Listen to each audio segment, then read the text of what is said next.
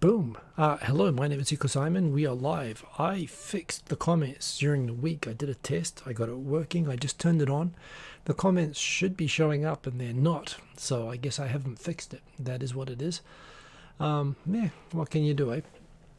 Anyway, I don't have a lot of topics tonight, but as usual, I probably will have lots of. I'll probably use up the time, so we'll see how we go. Awesome to see all the people in the comments, including we've got Yasa, Odie Jr., Boom, we've got SK2H, good to have you here.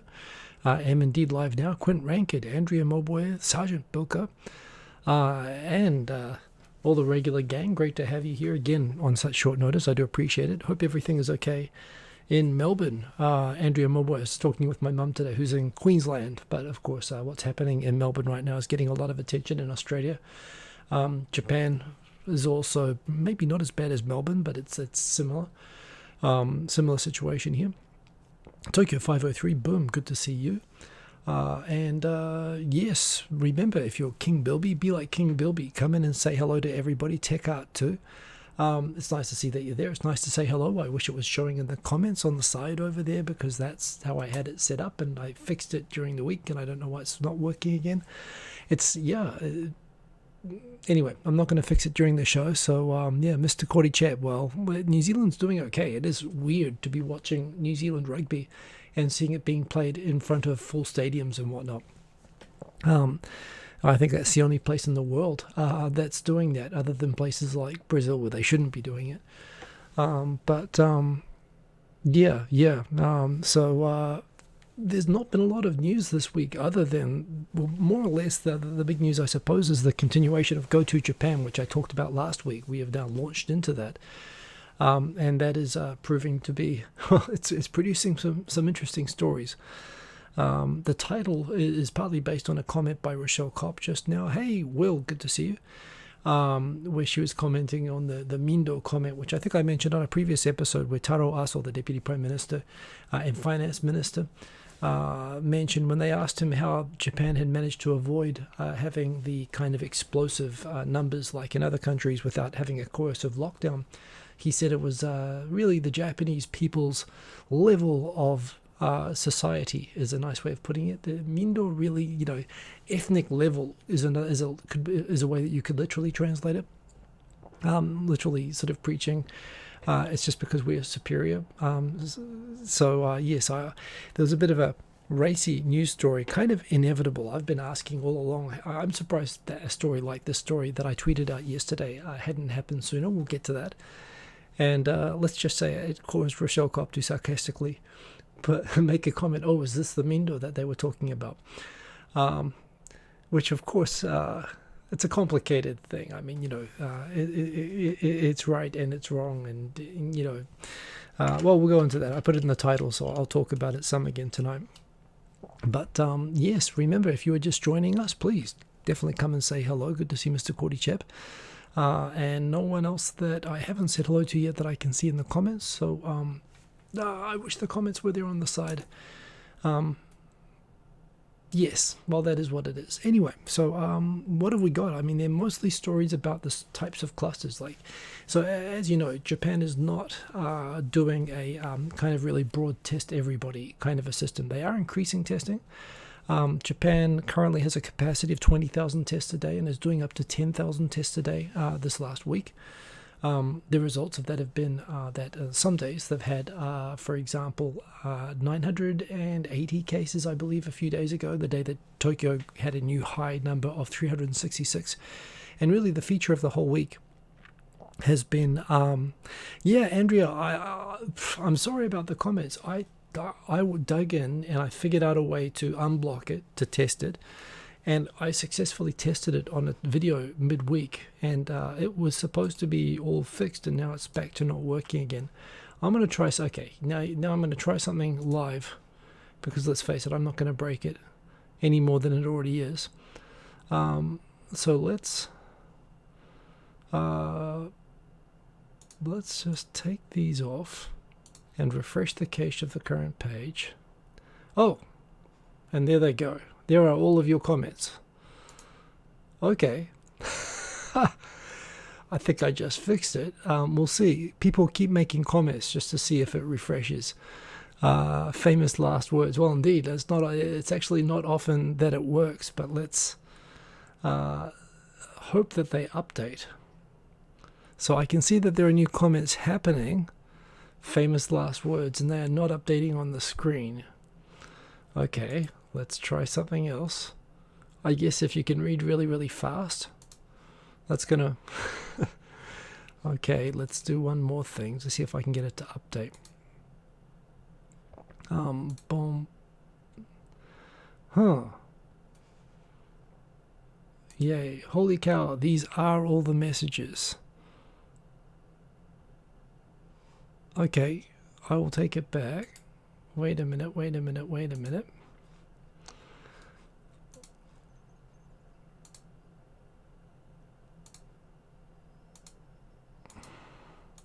What is doing this? I don't understand. Let's just... Okay, I'm going to do a couple more experiments here. Boom. Oh, dear.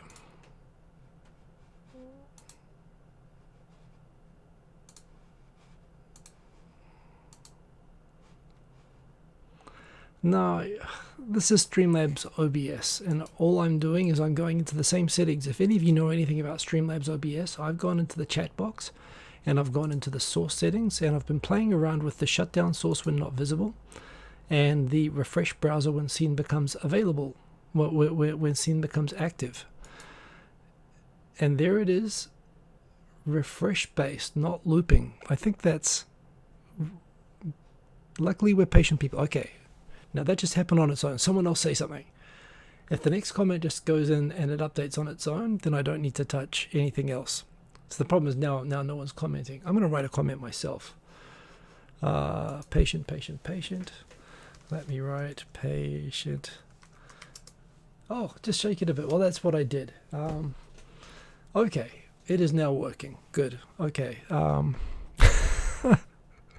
Andrea, my boy, just for you. This is a live tech service as we talk. So yes, I fixed it. It's actually usually I break things when I jump in and try to do maintenance live on the show.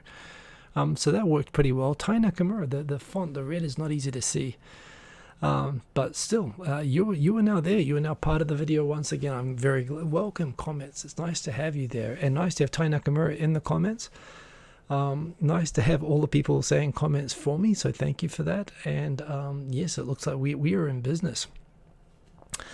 So coming back, Germany, countries like that, they have a capacity of like 1 million tests a day, and they can do like what is it? No, they can do like 100,000, and they do 50,000 tests a day. Japan has like about a third of that.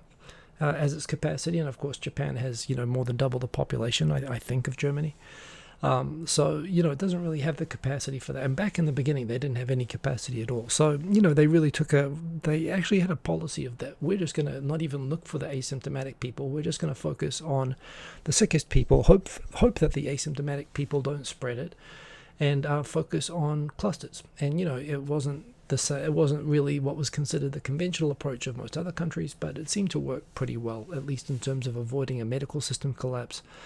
And we did get the numbers fairly well under control, at least even if you're assuming that the people who are showing terrible symptoms are like 1 in 100 of the real number of cases. We did get down into 5 cases and 4 cases at one point. So Tokyo did pretty well, and Japan as a whole.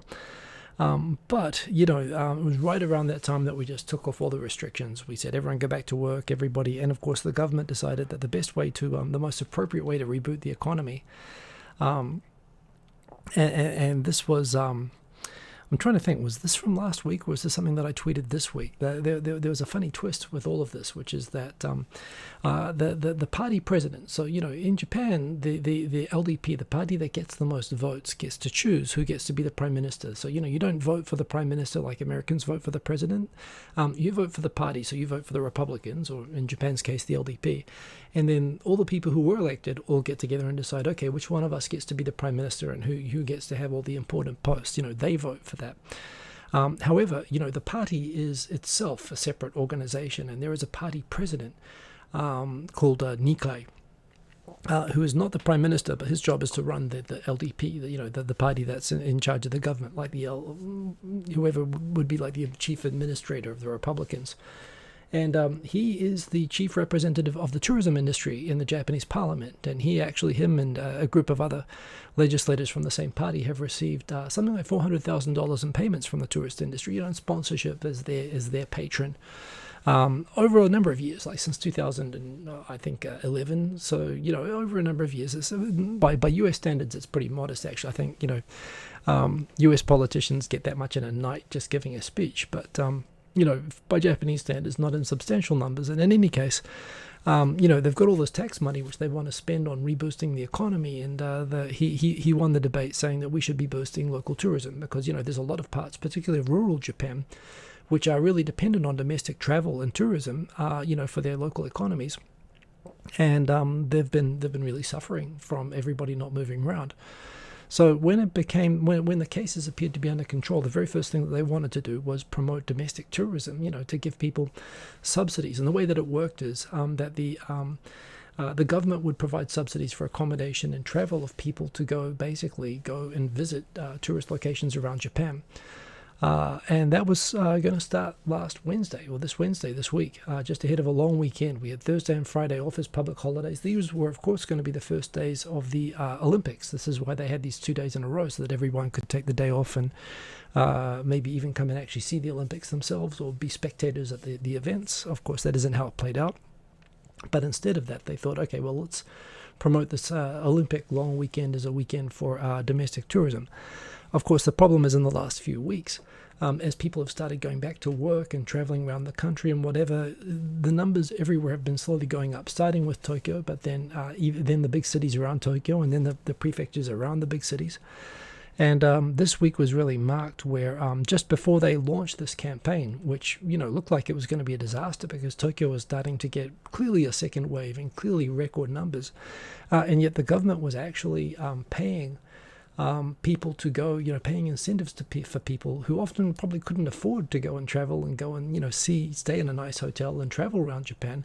So this was like a once in a lifetime chance for a lot of people to actually get the family and go on that National Lampoon's Vacation across Japan. 2 days out, they decided at the last minute, okay, everyone was saying, please exclude Tokyo from this. And the government decided at the last minute, okay, Tokyo, not a good idea. Things are getting crazy in Tokyo. Everywhere except Tokyo is fine. But then you had a problem that, of course, Tokyo is like, in terms of the national economy, it's like it's about a tenth of the population, but about a quarter of the economy. Bai McNeil, good to see Bai McNeil in the comments, by the way. Bai, I watched Bari Bara yesterday, actually. I watched it on NHK Plus. Nice job.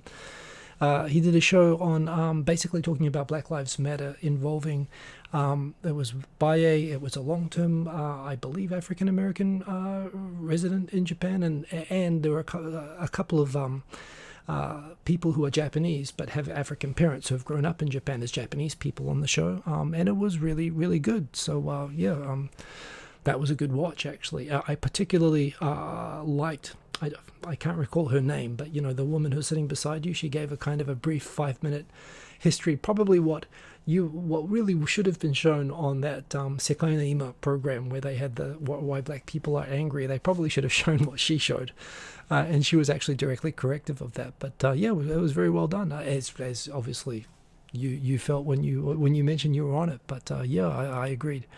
Iraq 299, excellent to see you. Good evening. So coming back to what happened this week anyway, the story. So basically they pulled Tokyo out. This in itself was kind of chaotic because, so much of the tourism which this was hoping to promote, a big chunk of domestic tourism is people from Tokyo getting out of Tokyo. And when they suddenly said, okay, Tokyo doesn't get the subsidies, well, people have obviously already booked their trips.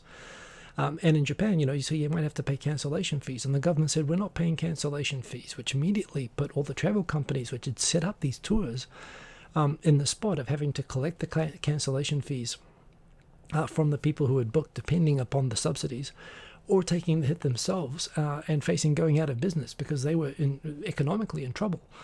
And so ironically, this whole campaign, which was set up to kind of save the tourism industry, actually faced putting a lot of tourist companies out of business. So on the very last day, like on the day that it launched, they said, okay, the government will cover cancellation fees, although we're not sure how we're going to do it yet. And with that being the only thing, and on the day that they launched it, record number of cases in Osaka, record number of cases in Nagoya, record number of cases in Fukuoka. Since then, we've had record number of cases in Hyogo, record number of cases in Miyagi. Everywhere, even excluding Tokyo, apart from the fact that if you're anywhere near Tokyo, even if you're not from Tokyo, you have to go through Haneda Airport or Tokyo Station to get to most parts of Japan, so you have to go through Tokyo. Also, if you're coming from all around the country and you want to go to Tokyo Disneyland, I like Tokyo International Airport. It is, of course, in Chiba Prefecture, the airport and Disneyland. So you can still go to Disneyland, and it's like right on the border of Tokyo. So you have all these people coming into Tokyo from all over the country and going through Tokyo to go to these places, all subsidized. But if you're from Tokyo, you're not entitled. So you've had all of these people moving around, and of course, even if you catch it, you know it takes something like between 1 and 3 weeks to incubate and start to show symptoms sufficient that you can get it tested and get the result. So we're not really going to know the impact of this for another 2 weeks, and any numbers that we're seeing now won't be related to this campaign for at least another 2 weeks. You don't catch it and 1 day later show symptoms. So but what we do know is that right now the cases that we're seeing now are the cases that really were probably caught 2 weeks ago, and the numbers are going like this everywhere, including outside of Tokyo. And the government has decided that the best way to stimulate the economy is not to promote online shopping or, doing things sort of remotely and safely. They're actually promoting spreading people all over the country. And when this happens, I think I've mentioned before, I mean, you can see, I'm sorry, I've had this on the screen the whole time as the first story, but it's a perfect example. When Korea had the church spreading case, and then they had the gay bar spreading case, and, they had all of these cases of entertainment, particularly adult entertainment, which involves close physical contact. And, Japan, I won't go into the details of Japan's adult industry. To put a little bit into it, sex, as in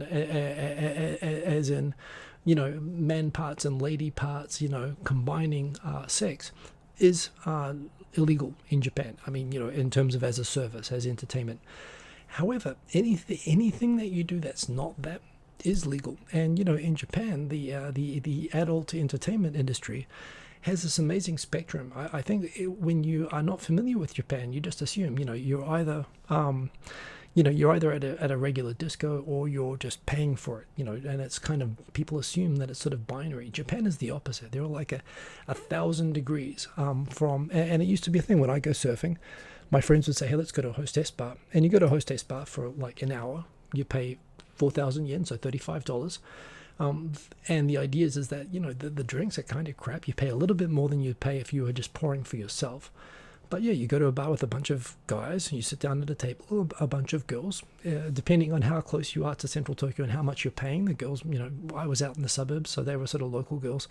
They'd do themselves up nice, and they would, they would basically just pour you drinks and have a conversation with you, and that was kind of fun.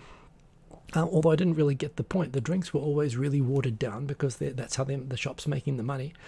They're trying to pour you as much as possible and charge you for that, but the drinks are not that great. And honestly, the conversation wasn't that great either. But sure, I mean, the choice between just hanging out with a bunch of guys or hanging out with a bunch of good-looking women who are acting like they want to spend time with you, it goes from that. And that's a very big part of, still in government and business. When you go out in Japan, it's a way that a lot of people interact. They'll go to a hostess bar and they'll have people, the company of women who are pretending to like them the entire time and laugh at their jokes and whatnot. From that to all kinds of increments of physical contact going to and by many measures beyond. Japan has this endless spectrum. But this is a really, really big part of the economy. It's mostly cash, so it's a way that a lot of women, often as a second job or as a way to get money quickly if they want to get out of the country and go study overseas or go to America or whatever. It's a way that people, particularly young women, can make a lot of money, cash, very fast, untraceable. Their parents won't find out. They could have a regular day job, but if they want to save money quickly, it's quite effective for that. It is a really big part of the economy.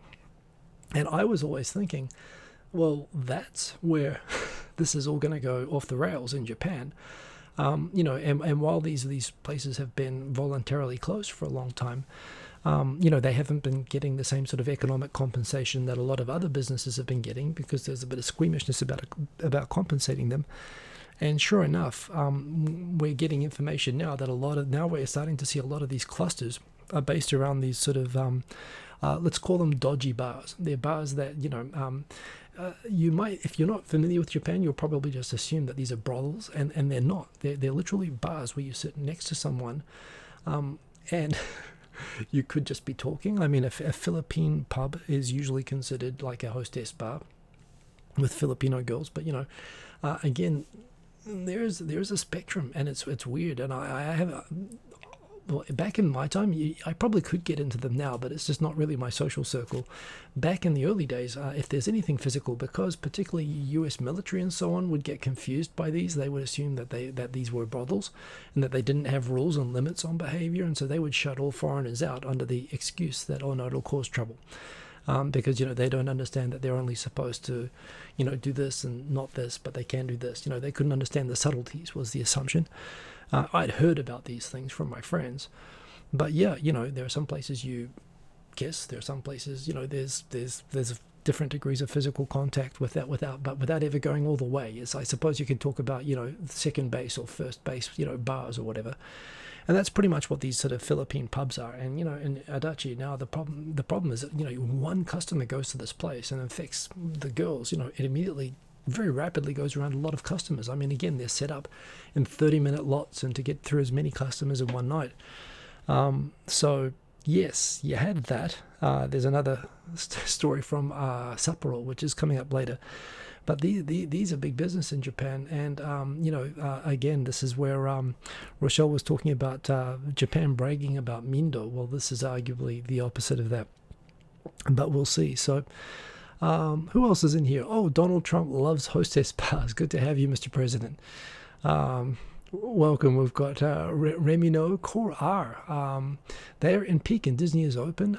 Disney is sort of limited open. They're taking social distancing and so on. This is you have to scream on the inside on the roller coasters there, but it is open. Yeah. And peak is.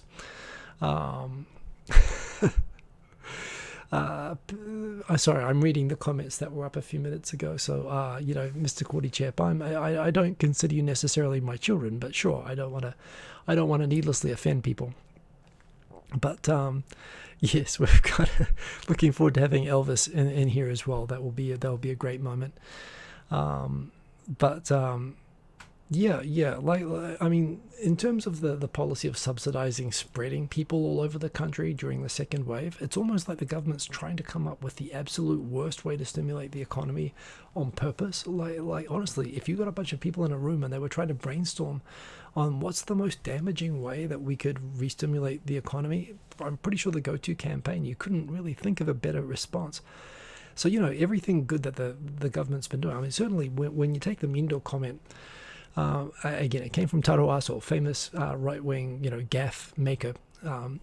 So you don't want to read too much into it, but certainly to the extent that any credit for Japan's success so far goes certainly to the people more than the government. From that perspective, I think it's a fair statement. Erin, you just missed me talking. Don't worry. I doubt you missed anything. I am looking forward to seeing Freddie Mercury. Good to have you, Erin. So in any case, instead of having go to, we had the Tokyo Doctors Association launching. So here's the thing as well. It's the go-to campaign. It's two words and it's a grammar mistake. Not infrequent happening in Japan. It's go to where, and they talk about the go-to campaign, or it's like an incomplete. You need the extra word. Go to where. Go to travel. Go travel. Go something. But just go to is a little bit weird. There were opportunities to fix it. Wittily, the Communist Party actually did fix it. They said go to PCR. Why not call it go to PCR? Which credit to them. Ain't no party like a Communist Party, as I say. But the Tokyo Doctors Association proved that they obviously didn't have to take English as part of their medical degrees. Again, they wanted to contradict the government cleverly. So instead of go to, they said not go to. Go to home, go to. You could have said again. You could have added a word. and good on the clever, witty, sarcastic reversal of the government message. But again, you've taken a 2-word grammar mistake and added a 3rd word that has exacerbated the mistake. Nonetheless, the Tokyo governor and everyone else is more or less emphasizing the government is telling you right now to go out and spread around the country, spread the love around the country. And she said, how about no? Please stay at home. And fortunately, I suppose, it's been pretty depressing. We have had the longest rainy season I can remember having, and maybe rainy seasons have gone longer. I had some people immediately clap back at me at Facebook when I said this is like really long. And they said, oh, there have been longer ones. But I think there was something that NHK News mentioned the other day, that this was the first time there have been like some crazy number, like 21 days of just gloom. Like it's the least sunshine that Tokyo has like experienced like ever. And it's the most consecutive rainy days in a rainy season that Tokyo's ever had. It's been really dark and gloomy. Normally we'd be out of it and complaining about the miserable heat at this time. Normally beach day, marine bay, umi no hi, which was on Thursday. That's normally the day that rainy season ends, and that's why they have beach days, because it's sunny and everyone piles out to the beach. But it is still, and the whole week ahead in Tokyo is still gloomy weather. That's probably helped a little bit with keeping people at home. Yes. Oh yeah, that reminds me as well. Jeremiah Kettner, good to see you. Don't go. How hard would that be to say? But yes. Have Erin on to talk about this comment. You're a corporate travel agent for Mitsubishi in the US. Things are bad. You have many thoughts on this topic. Well, Erin, share them in the comments, certainly. Would love to hear your part of that. I didn't realize that Mitsubishi... Oh, you mean for Mitsubishi Corporation arranging corporate travel? Well, of course. I mean, yeah, I guess that's right now, that's a very tough industry to be in. And so, the government was trying to help, but... they could risk actually doing more damage than good, not only to the health of the public, but also the travel industry if they make things worse, right? So that's the risk. But certainly, please, to everybody, including Aaron, drop comments on your thoughts on this. In any case, I am staying at home. I've seen people. I've seen one person, MUFG. Yeah, I know MUFG well. I use them, and I used to work next door to them. So yeah, that's a good outfit. Again, like for a moment, I saw you said that you were in the US, so you said that, and I wasn't assuming that you were going to say a Japanese thing right away. So I saw MUFG, and I thought that must stand for something profane, which it probably does on a bad day to some people. But yes, indeed. So in any case, everyone's staying home. There is somebody who I blocked for the first. I don't block people lightly. I've muted them for a while because they kept saying stupid things. I saw somebody this week saying that they were too late. All their friends are going on vacations and they're going to go to the beach. LOL. And I don't know. I got that little snap thing. I got that reaction that, oh, I'm going to unload on you. And I kind of wrote and deleted three draft tweets, and then I just blocked. I just don't want to read. I don't want to be lecturing other people, but at the same time, I just can't handle the stupid, especially if it's a foreigner. I think we need to act responsibly. And honestly, if you want to act like someone from Florida, please just go to Florida, be among your kind, but seriously, like go the fuck home. That's more or less what I was about to tweet at this person. That that was emotional and stupid. So instead of that, I blocked. And I did that because I don't dislike this person, and I do want to, next time I see this person, actually want to say, hey, how you going, and not cause damage that I would definitely cause if I continue seeing this person's tweets, or this person kept tweeting in response to me. So apologies, but believe me, I did it. I blocked you out of love. But yeah, please don't be an idiot. I think I did tweet a unprofane tweet midway through the week saying, just please. I mean, just it's easy. Just don't be stupid. So Hiko, the Nitaro Aso. Oh, I would love to be that. That would be awesome. But yeah, no, especially if it's a foreigner, hell yes. I mean, got to represent the team if you ask me. And like I said, maybe that's not being fair. But the thing is, you make the whole team look bad when you act like an idiot. So yeah. So core R, sorry, I just caught the comment there. So yeah, we go to the beach town, to the beach in this town, but our population density is very low. Small town, lots of distance. We don't go on weekends. Screw that. There's lots of meters. Yeah, I grew up in small beach towns, and we were the same. We would never go. I grew up in Mornington Peninsula, south of Melbourne, and on the weekends you didn't go to the beach because that's when all the Melbourne people were coming down and it was crowded. But you had the whole town and all the beach to yourself during the week, so that's reasonable. The point is, what this person was talking about was someone who lives in Tokyo, leaving Tokyo to go to the beach in another prefecture, and to me that was like, even if you do it, you shouldn't do it. But if you do it, don't brag about it. And if you do brag about it, well, don't put LOL on the end of it. Because, I believe me, I wrote several responses ending in LOL. But yeah, they would. The problem is that I would have ended up offending, offending probably 100 other people. So I stopped. I said I didn't have many topics tonight. That's like the second one that we're through, and there wasn't actually very much even to say about that. This is an interesting one. Believe me, Jay's M, no progress on opening up to New Zealand. I think that Japan is still in negotiating to set up business travel with New Zealand, but honestly, if I was New Zealand and now my dad is back in New Zealand, I kind of understand. New Zealand's got it really good right now. There's no cases. There's complete, more or less freedom. Like packed sports stadiums, and life there is normal, but that's dependent on, frankly, keeping the gates closed.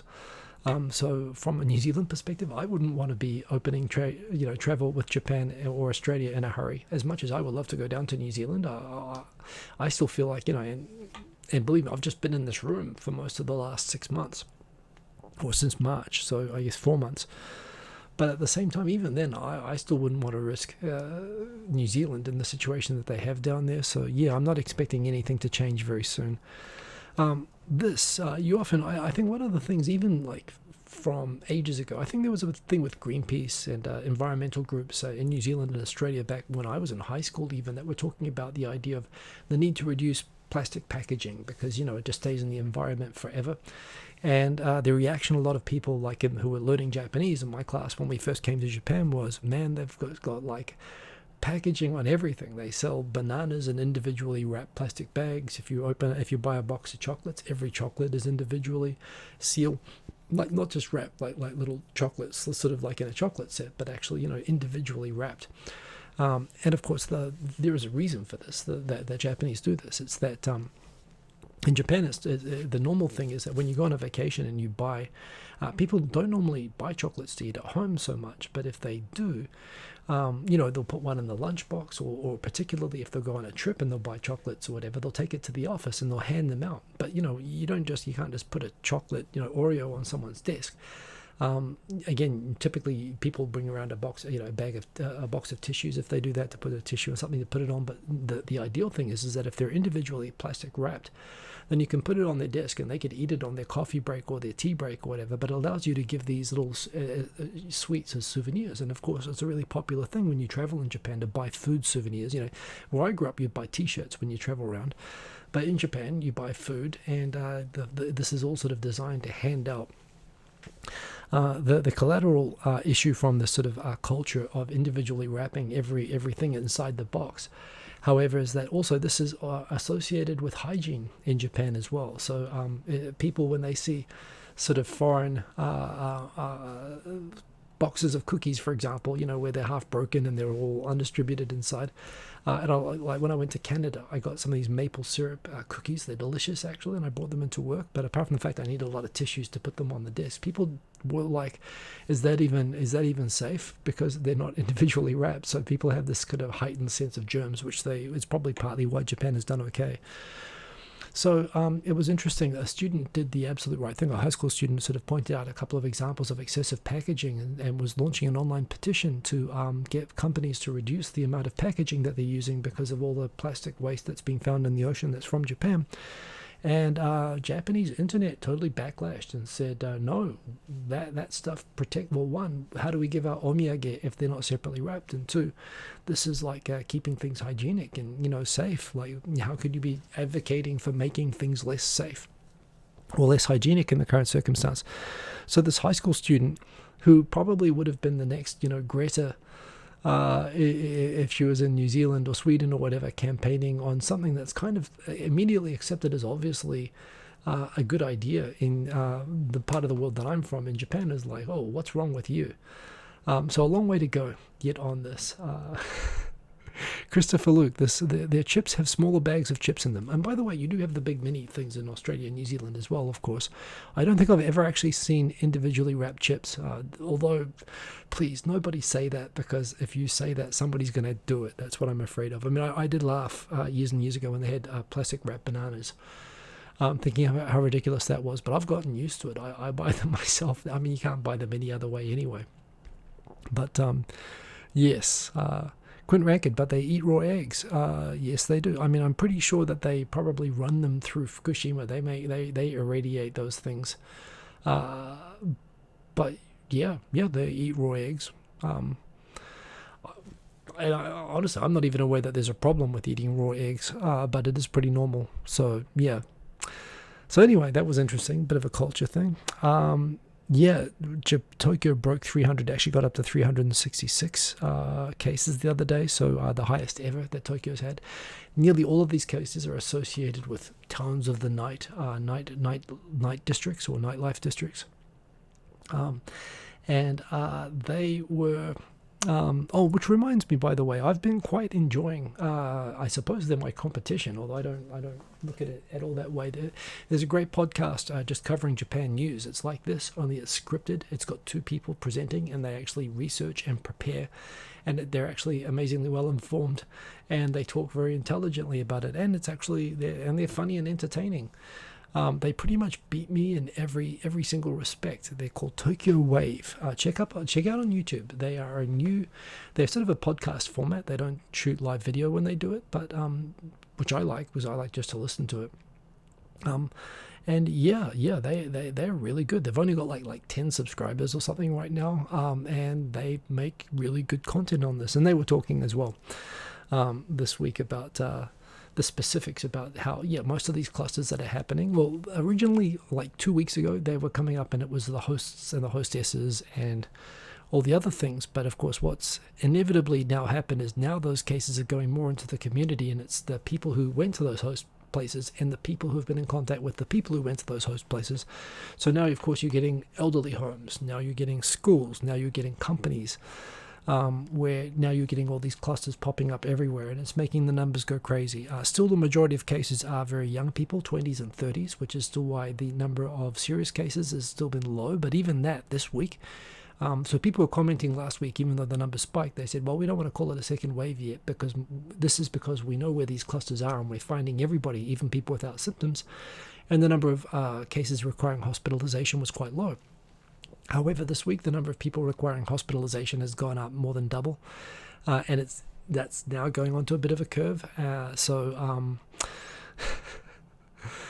yes, some interesting names there in the comments. Welcome, Sexiest Maximus. That's a great handle. I wish I'd thought of that. I should have used that. I would have got I would have got less subscribers. People would have subscribed and then been extremely disappointed. So hang on to that and do your best. But yeah, so they pointed out anyway that there was a big focus on nightlife districts, and there still is, and the Tokyo governor sort of is trying to shame them into submission. And there was a good description about what the police are talking about. Well, the government's considering giving rights to inspect businesses, particularly businesses that involve close contact, like I described earlier. To see if they're taking appropriate distancing measures, and to be able to sort of punish and advise and spook customers out if they are not taking appropriate measures. Even in the absence of that, Japan has a lot of... Japan is one thing that they really do a lot of is that, they will use adjacent rules as an excuse to come in. It's like the dancing rules. So they had these rules against dancing, which were basically a legacy from the 1950s of like entertainment for American occupation GIs and, go-go bars and stuff like that against, dancing to loud music past a certain hour. But when they found too many nightclubs in Tokyo were like staying up too late and making and disturbing the neighborhoods, the police would come in, and somebody found this law on the books that people are not allowed to dance, and they were going in and shutting down these clubs on the basis that people were dancing. But it was really just an excuse to raid them and kind of intimidate the owners into trying to regulate themselves. And it looks like they're already coming in and more or less saying, yeah, this is a beautiful hostess bar establishment you've got here. To be terrible if anything happened to it. This is what the police come in, and they're talking about using the police to do surprise inspections of these places, threatening to arrest all the customers if they don't try to take measures to prevent people getting. I mean, I don't know. I think by the time you're through the door on these places, and it's the same with karaoke and places like that, when you're in close quarters at that point, so you've kind of failed the moment that you're already there. But apparently, some places are trying genuinely to figure out ways to stay in business, to pour drinks and laugh at jokes. Some are actually doing it online on Zoom. There are actually Zoom hostess bars where I guess you have to pour your own drink, but they'll still laugh at your jokes. I never really understood it very well myself. But there are other places which are trying to set up like screens. I mean, I guess it's like a prison, meeting or something like that. But again, I very much imagine that would be happening during the inspection, and those would be gone when the inspections are gone. But they're trying unsuccessfully. Oh dear, this man! I forgot that I had this story, and I thought we were just going to be going through talking about this all night, and that would be fine. But there is another significant news story this week, which is kind of interesting. There was an assisted suicide case involving two doctors who basically, there was a woman who has ALS. Again, if I was well researched on this, I'd remember what that stands for, but it's a motor degenerative disease. I mean, again, one of the I forget the English name for it. You can probably look it up. But basically, it's one of those horrible degenerative diseases where you basically lose control of your entire body over time, and eventually, until your lungs stop working and you die that way. So it's a pretty unpleasant way to go. And this is a woman in her early 50s who runs a business, and she knew that she had this. It's not treatable. It's terminal. And she didn't want to go through the process of the suffering under it, so she online asked for someone who could help her with an assisted suicide, and two doctors responded. They mentioned that they wanted coverage of their expenses. They wanted to get the necessary drugs to carry it out in the same way that it was done in countries where this is illegal. It's not actually expressly illegal in Japan. So they flew up ALS. That's correct, Mr. Kordychap. Maybe you can post what it stands for there. Hey, JMac217. Lou Gehrig's disease. Sorry, thank you. That's what I was trying to remember and I forgot. So anyway, the two doctors that were helping apparently knew each other from when they were at university, but they had separate practices. They got on they both got on the bullet trains. They went up far north, and they administered they administered basically sleeping drugs in doses that were sufficient to kill the person, and she died. And they took records of the whole thing. However, given that it was pretty clear that this was an assisted suicide in Japan, the police decided to arrest the two doctors. What's interesting about this debate in Japan is that, of course, when you have the same debates about euthanasia in Western countries, you inevitably have the church come up very loudly, particularly, I believe, Catholicism. And I don't think there's a branch of the church which doesn't see suicide itself as sinful. So you've got that first problem that, killing anybody, including yourself, is a sin. So you've got this sort of dogmatic opposition to it from that perspective. I've always appreciated that, at least in Japan, there's an opportunity to have a debate. And it's funny, you don't need religion to have ethics. You can have an ethical debate. And in fact, the problem with religion often is that when you've got something established as a clear sin, that takes away the need in a way to debate the ethics, whether that should be a sin or not. It can be very difficult to break free to separate that from the debate. In Japan, it is illegal, but when they arrested the people, the crime that they arrested them for, apparently they used the law that is used for contract murder. It's funny, even if you put a contract on yourself, even if you pay someone to assist your own suicide, that's the same as paying someone to kill someone else under Japanese law, so they were detained. And on the one hand, a lot of people immediately talking, oh, well, this is, it's good to see that Japan is going to have this debate. Clearly, this was like a model case of someone who had very good reasons to want to do this, and, clearly had doctors who tried to do this in a merciful sort of a way. However, but it got massive news attention, and all the details, about the people involved, and the case started to come out. And pretty much by the second day, and I said myself, it's good that they're going to have this debate. The concern, of course, to me, it's not the idea necessarily of a suicide itself being sinful, but it's more the debate as to, are there appropriate safeguards to make sure that it's done properly, and that this doesn't become a gateway for something like eugenics. The idea of selective, or like, how do you make sure if someone's found out they've got a terminal disease, they're going to have what if they're going through a bad period and they make a judgment call that they will regret making later on, right? How do you make absolutely sure that it's all okay, and how do you make sure that this doesn't turn into something like the state, putting pressure on, or using this as a way to get rid of people that would be under state, care? It turns out that from the second day, the guy in the photo there, one of the two doctors, so that guy actually is the spouse of a former, his wife is a former parliamentary representative. I tried to look up what party she was from, and I couldn't find it, although she's got that she's a welfare concerned person.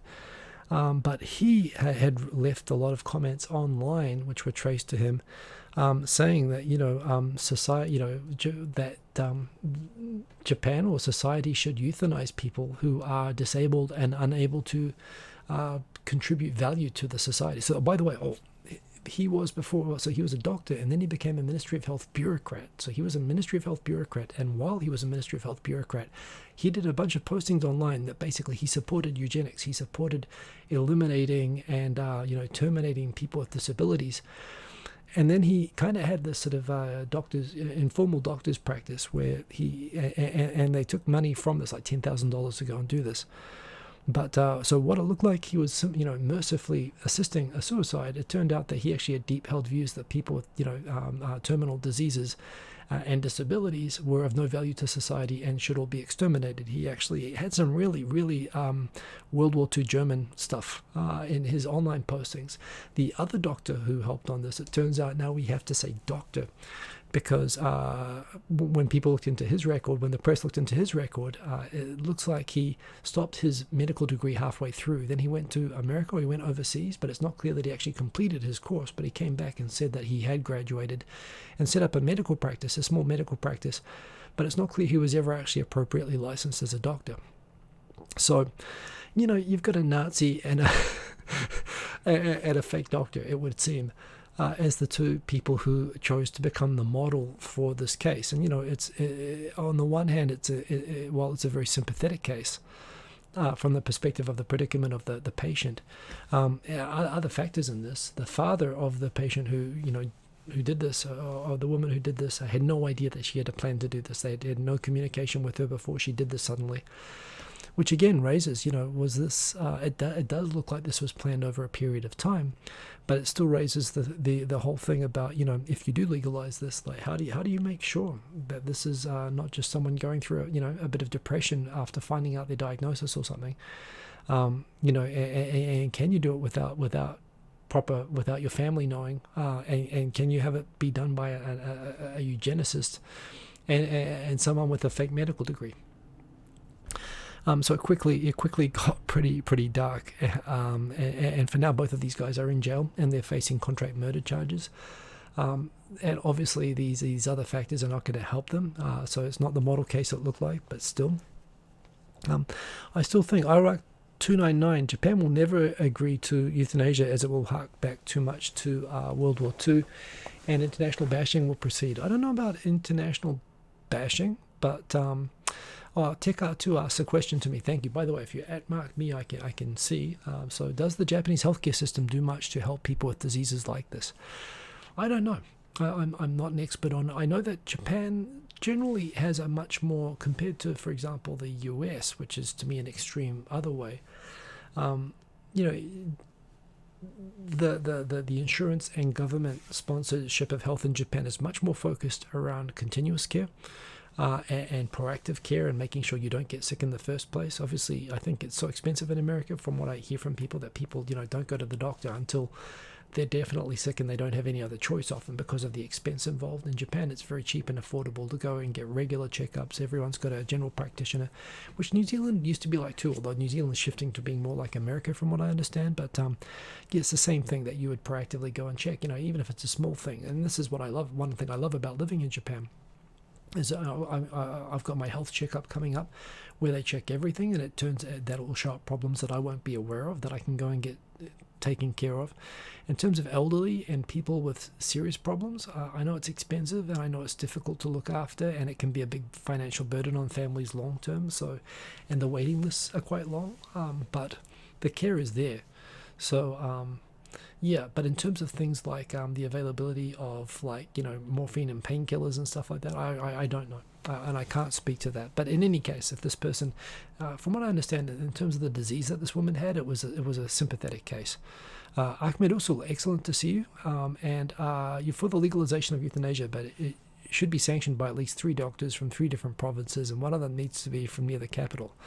It's an interesting perspective, certainly from my perspective as well. And Aaron, absolutely, you can't put everyone in the same box. Certainly you want safeguards, and I don't know myself what those safeguards should be. I mean, that's a good suggestion there. And I don't know. On the one hand, Japan has this sort of long history of famines, and while I think the World War II associations are a little bit too, and the way that they were negatively used for propaganda against Japan, the idea that Japanese were fanatics ready to commit suicide at any sort of at the drop of a hat, which they definitely were not.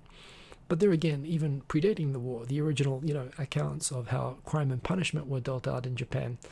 And of course, indeed, the ritual suicide thing, that was real, that happened in Japan. So I think there are perspectives on suicide as not necessarily a bad thing that exists in ancient, really by now modern standards, ancient culture in Japan. No matter what anyone tells you, and even though it was only 150 years ago, I mean, in New Zealand 150 years ago, there was still a thing that would happen, that sometimes people would eat people. They'd boil their heads. If they really disliked another tribe, they would boil them and eat them. It's what happened to the Moriori in the Chatham Islands and whatever. That culture obviously disappeared very quickly with modernization of New Zealand, which was during the Meiji period, but it was in the same time spans that we're talking about. But the fact is that there is at least a precedent. There are paradigms of thinking in Japan for that are not linked to suicide being inherently, always sinful, mortally sinful to the soul. So I think there's an opportunity for a different sort of a debate here, which I'd be interested to have. Unfortunately, Dr. Mengele indeed was one of the assistants on this. Which may be what you want in that circumstance, but I'm not sure this is the ideal test case for it. So again, extreme confusion at the Go Crazy campaign that we're having right now traveling.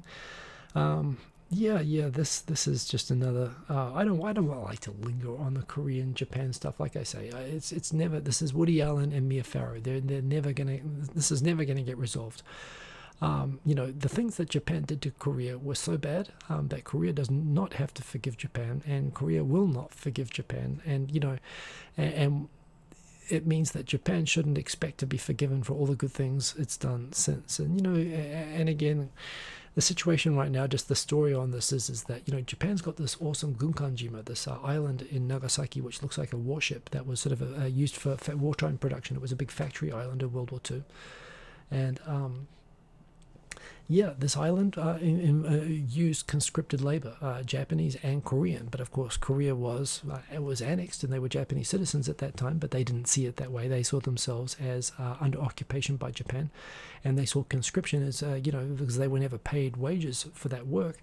And although Japan paid compensation to the Korean government for war labor, that was never distributed to the people of Korea, and it was done in secret. So they weren't even notified that the South Korean government was paid in 1965. So you have this really complex issue that a lot of Koreans considered themselves slave workers in this facility, And all accounts in South Korea that you hear about, conscripted war labor in Japan was that they were treated as subordinate to Japanese, and they were often abused, particularly in war production capacity. So when Japan sought to have the Battleship Island added to the UNESCO World Heritage, South Korea objected that this is a site which used Korean slave labor. Japan said, we really want to, this is still, really unique world site. We'd like it to be registered. And the Koreans said, fine, so long as you put an information bureau that provides information on what happened to the Koreans there. And Japan met the promise. They actually did this. And Mia Farrow, but not Farrow, that's someone else. She's on YouTube. And yeah, Woody has issues. Well, this is the point. Japan being Woody, Japan's made a lot of great movies and TV productions, but it doesn't change the messed up things that they did during World War II.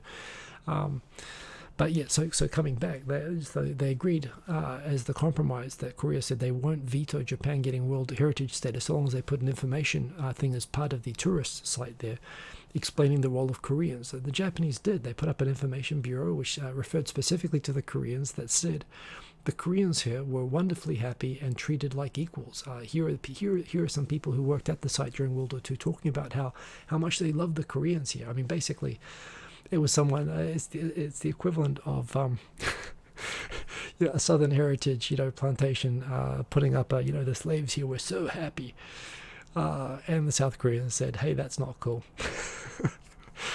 The Japanese said, hey, you told us to put up an information site talking about the Korean workers, and we did that. South Korea said, homie, don't play that. Obviously, look, both sides here are obviously like, the truth is probably somewhere in between. There's definitely a Rashomon-ish aspect to this.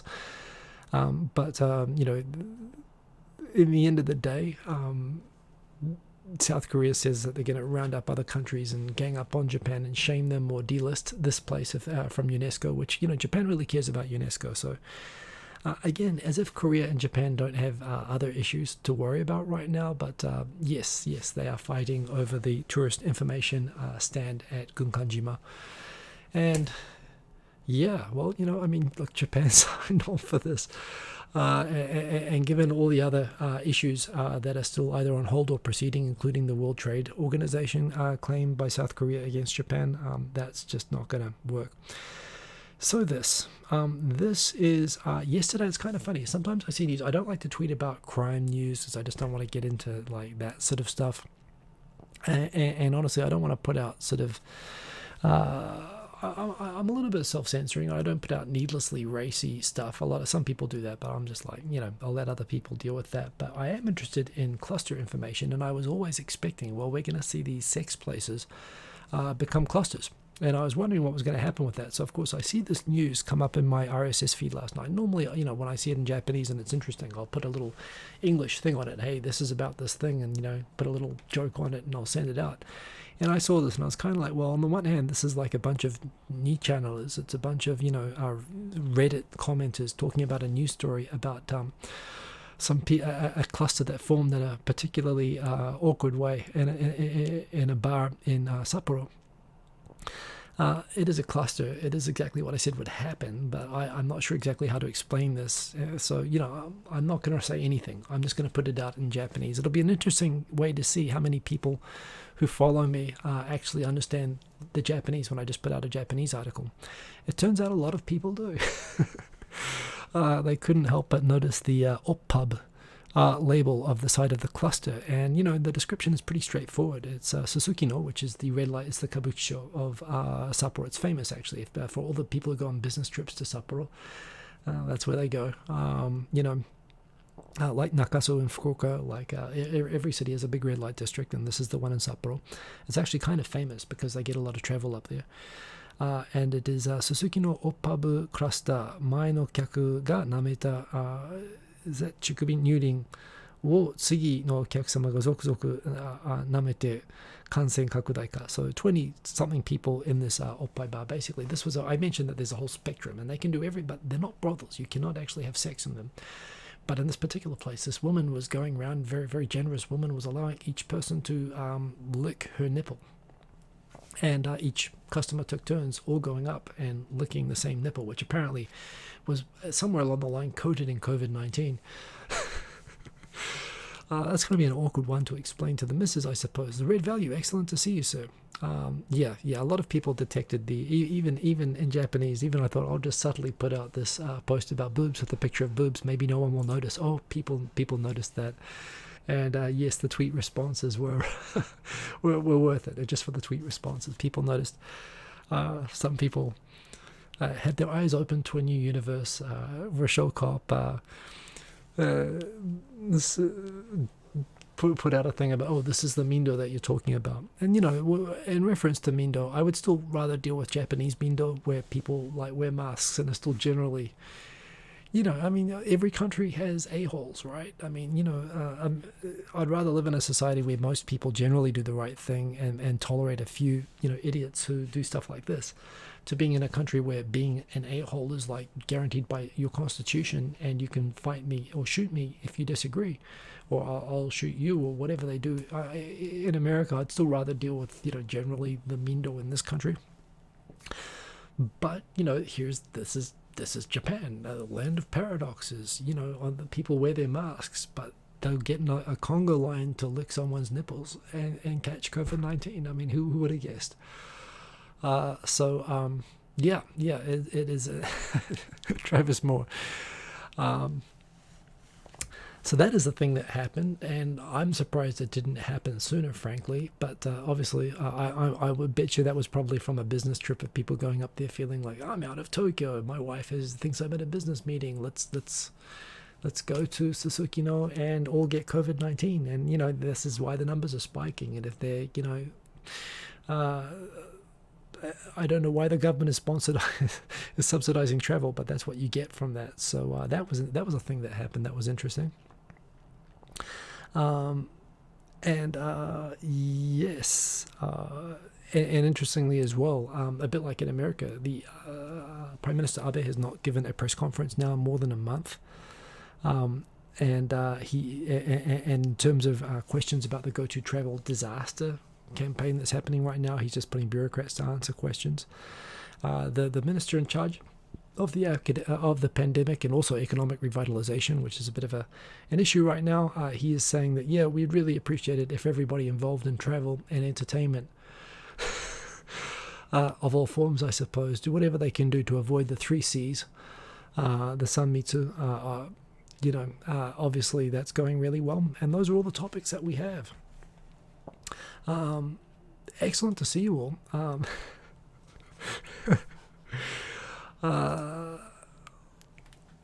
I wasn't sure. I 299. I wasn't sure how I was going to actually talk about that. I decided to just go with it. Look, we all have them. For function and fun, I suppose. But again, this is if you to come back from a business trip to Hokkaido with it, everyone's going to have to start to form good alibis. I don't know how you get away with explaining that. So yes, indeed, that's all that we've got tonight. We're still sitting tight. It is still dark. Hopefully, by the time we talk next week, we'll be getting out of rainy season, and I guess it'll be getting into stinking hot season. I've been running. I've been enjoying doing that. Again, everybody, wherever you are, I think a lot of places are having second and third waves. Clearly, this is going to take a long time. I really dislike seeing news about vaccines. Because until one is actually ready to go, you never know. All the sort of optimistic news is really just about funding. I am not expecting this to get, I think we're going to be dealing with this for at least another year. So in that light, it sucks, but don't do what those people at that bar in Sapporo did. It's hard. Hold yourselves back. I know that every day must be a battle. But just keep using common sense. Don't be a-holes. Have good Mindo. Have good cultural class, even as an individual. And stay safe. You can follow me on Twitter if you want to keep up with these things during the week. I just saw something that someone kissed their boss. Congratulations. I'm not sure. Did I see? Oh, Dan H. I did see Super Chat. I'm sorry. And you know what? It did flash up. What was that? Sorry. In fact, actually, I think I was in the middle of a thought. is part of the reason for this because Japanese companies hasn't been up in its infrastructure for online maybe. And this is talking about the so that's talking specifically about the payments. So day and age, sorry, super chat. I totally, it's the first time I've seen a super chat in ages actually, and I must admit I didn't catch it at the time. So let me just check I understand the meaning of that. So you're talking about just the fact that everything's so manual that the only way they could think to do a campaign was basically on Yoshusho, receipts and invoices for subsidizing travel. Yeah, that's probably a big part of it. By the way, it's not in here. I should have put this in. Abe declared earlier this week that within the next 12 months, like recognizing that when they tried to do the online payments for the cash handouts to everyone, you could do it either by post or by online. And when they tried to do it online, it was such a disaster. They were not able to do it at all. Some local governments gave up and they said, look, this is why GAFA is taking over the world, because Japan can't cope, can't keep up with this. We've already lost the tech race. And so Abe actually said this week that he would, within 12 months, make the entire Japanese government go paperless. Now, I laughed at that, it's like a lot of people laughed at that. But, when Junichiro Koizumi in 2003, when Japan had almost no foreign tourism, and I had been a foreign tourist in Japan, and when he said that they were going to go from 100,000 foreign tourists a year to 20 million by 2030 or something, I laughed. I didn't think that they had the first clue of what to do about having foreign tourism in Japan. I thought it was awesome that I was in Japan, but I couldn't imagine how Japan could ever adapt to actually having foreign tourism.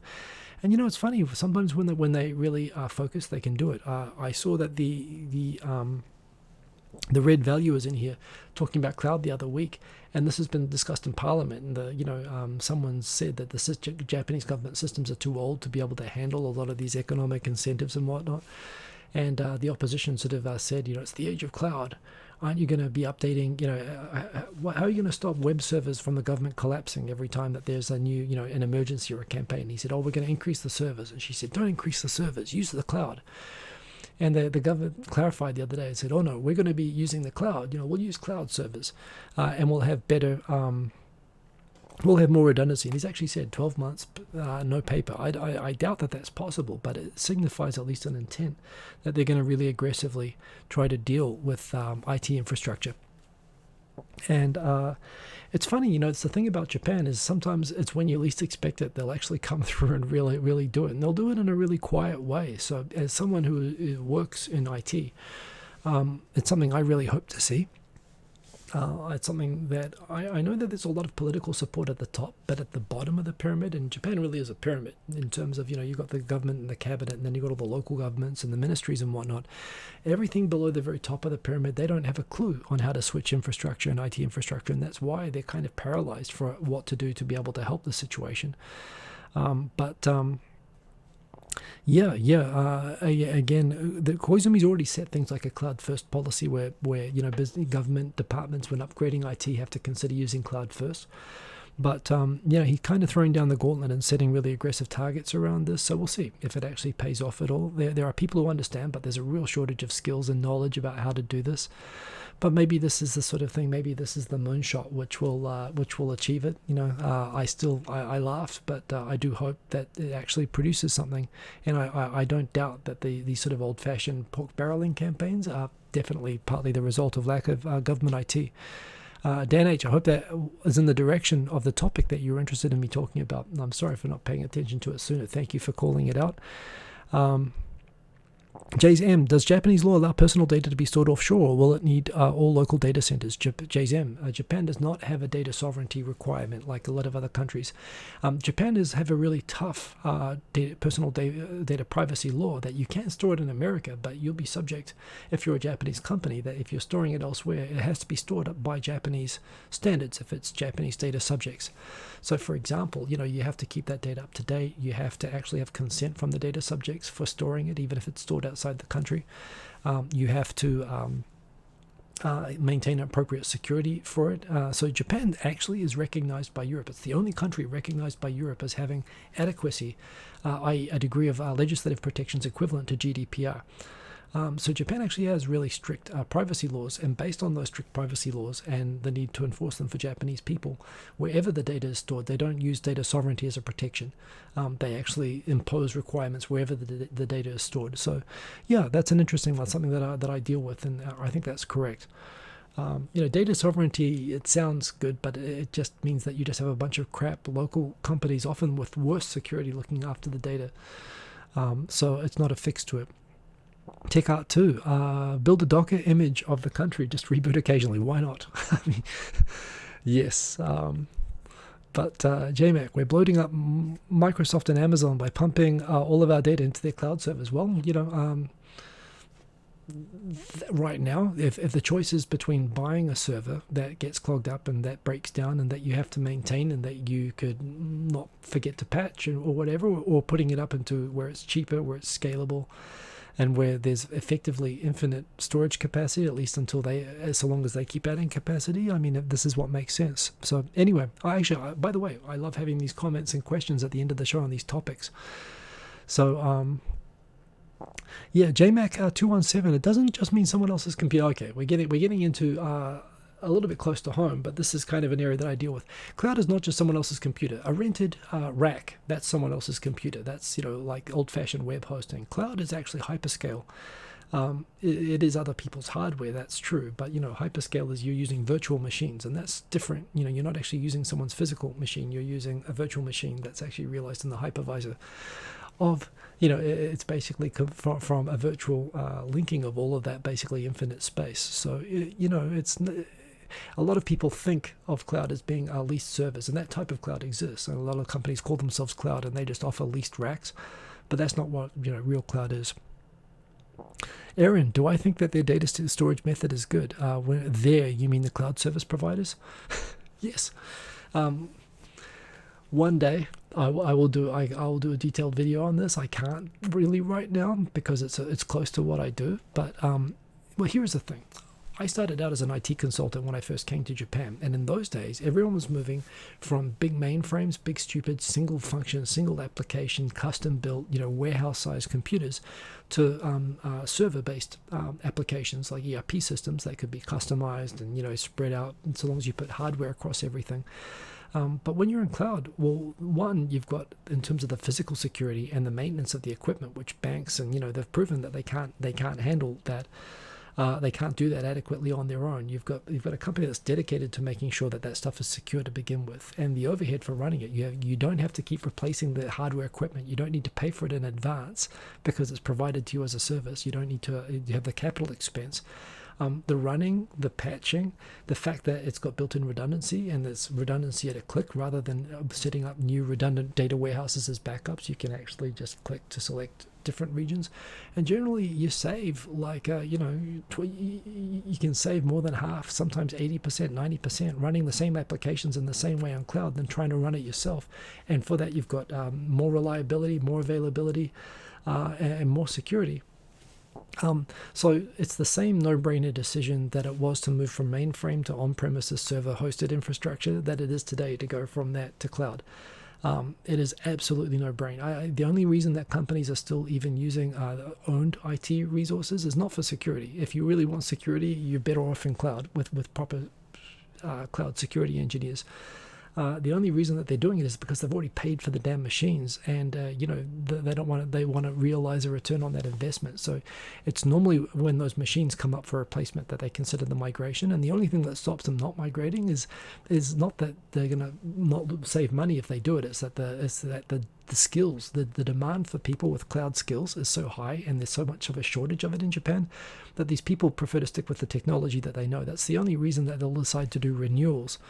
And so right now, if you have cloud certification on anything, any one of the big providers, you can print money right now because the skills are so much in demand, because there's a shortage of those skills, and it is a no-brainer decision to switch to it.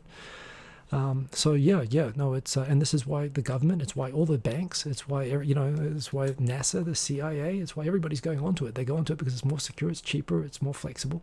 It is a much more logical way. It's like trying to generate electricity for your house on a bicycle inside the house where you have to do all the work, or paying for it from the scale and the cheapness and effectiveness that you get from a power company. It's like that. So yes, and I'm not even scratching the surface of what I can talk about this, but I will not say more about it today. But it is absolutely a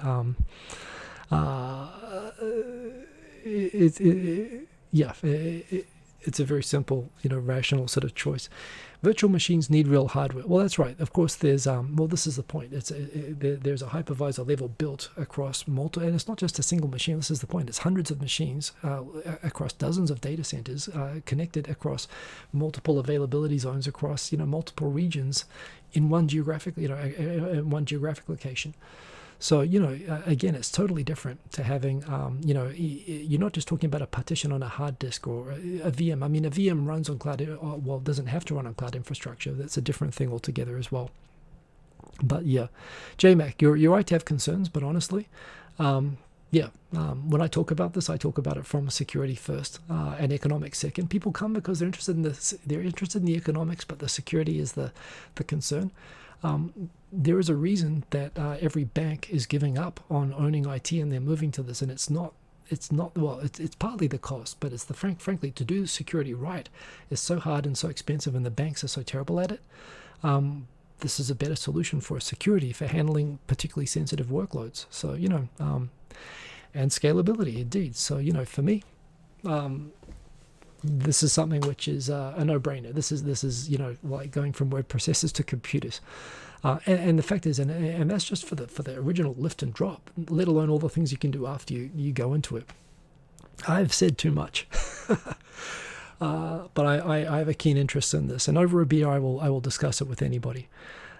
Anyway, I am tech video, tech chat coming soon. It sounds like I have a lot of other techies, and it does sound like that. Maybe I should do a dedicated show. The problem is, I only talk about previous jobs. My previous jobs have been in tech, and I can talk about it in that context, and I can certainly talk about it in a vendor neutral sense, but I do not want to talk about anything that touches too much on my actual job. One of my self-imposed rules. But still, if you like this, Mitch B. Mitch B. In Japan, people still are learning this. Japan is like 5 or 6 years behind the US in this sort of a thing, Mitch B. But yes. And there are such fascinating comments here coming out. I cannot go too far. I can talk about this rabbit hole in extreme detail, but I can't because of my own self-imposed rules, so I won't. But if you say with my experience that it's very secure, it's really JMac, it's worth deep diving into it yourself. It's as secure as you want it to be. That's the point. It's not. There's a certain responsibility to make sure that you're doing it right. But you can certainly achieve better security on it than you could achieve on-prem, or at least without having extreme expense, both in terms of people and equipment. But yeah, I'm sorry, I talk about this stuff all day. Believe in yourself. You dig this topic. I'm glad to hear that, actually. It's, to me, it's the most exciting area, actually, of the economy to be working in. That's why I work in it. I've gone way over.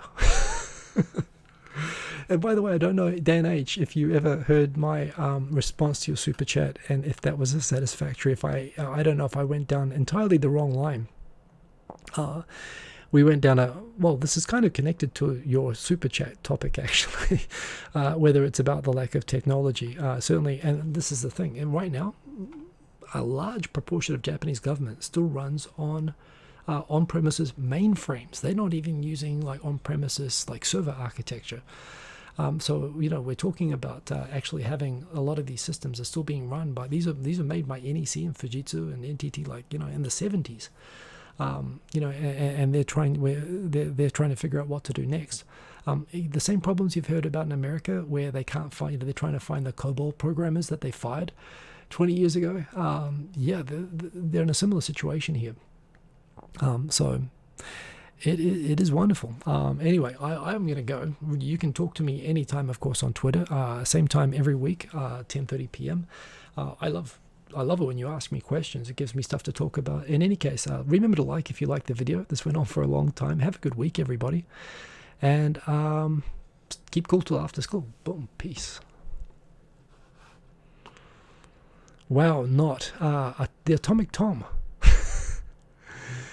Now I'm curious. Well, by the way, hello, Atomic Tom. I don't think I caught you earlier on, so welcome belatedly. Cloud server business needs more competition. There's competition, yeah. I certainly. I mean, and there's different levels. I mean, you've got Snowflake, Google Cloud, IBM, Oracle, Amazon, Microsoft. There is competition, and there are still. I think there's room for new players to come in. But anyway, I'll stop. Have a good week, everybody, and peace. Boom. Oh, end stream.